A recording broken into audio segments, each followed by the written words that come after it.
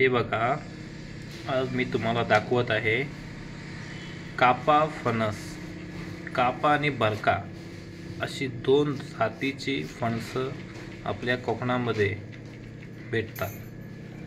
हे बघा, ही जी फणस कापताना जी वरची जी आतला जो गर असतो, हा गर आहे आणि हा जो वेस्टेज भाग आहे हा तो काढून फेकून द्यायचा असतो.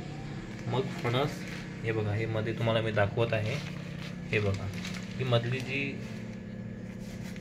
जो वेस्टेज भाग आहे तो आपल्याला काढून फेकला जातो. हे बघा, आता उमेश काढत आहे आणि हा अशा प्रकारचा फणस कापून आता शहरा ठिकाणी गावावरून फणस आमच्या शिवमामाने आम्हाला दिलेला आहे आणि आम्ही आता त्या फणसाचं कापून, हे बघा, हे अशा पद्धतीचं कापून त्याला योग्य पद्धतीचं साईडने हळूहळू कापून ते फणस काढलं जातं. हे बघा, ते बघा, हे अशा प्रकारचे फणस आहे. हे बघा,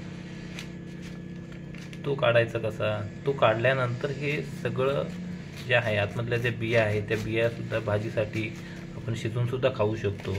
फणसाचे सुद्धा जी गरे आहे त्या गऱ्यांचा सुद्धा वापर आपण चांगल्या पद्धतीने आपण त्याची पोळी तयार करू शकतो. तर हे बघा, उमेश त्या आणि हे जे वेस्टेज भाग आहे हा गाई जी गुरांसाठी खायला सुद्धा त्याचा वापर होतो. हे बघा, हे उमेश काढत आणि आपल्या हाताला सुरुवातीला तेल लावायचं. तेल लावल्यामुळं हा जो तेल आहे, हे बघा, हा तेलामध्ये हात लावायचा आणि बिया पण काढून हा पूर्ण एक गरा पूर्ण काढून दाखव बघू.